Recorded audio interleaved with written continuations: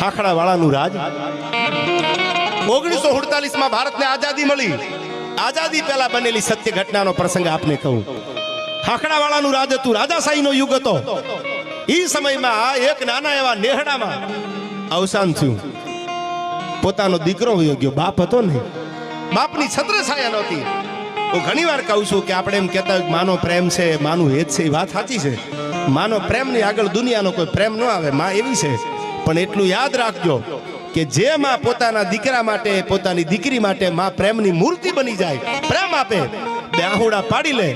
તો માએ બે આંસુ પાડ્યા હશે તો સામે બાપનો એટલો જ પ્રેમ છે કે એને બે આહુડા ક્યાંક પીધા હશે યાર કદાચ એના પાપણીથી પડ્યા નહીં હોય તો વિક્રમભાઈ એ આહુડા બાપે પીધા હશે બાપનો પ્રેમ એવો જ હોય છે દુનિયામાં બાપનો જેવો તેવો પ્રેમ નથી એ તો જેને બાપ વગરની જિંદગી કાઢી હોય બાપ વગરની જિંદગી જીવતા હોય એને ખબર હોય બાપની છત્રછાયા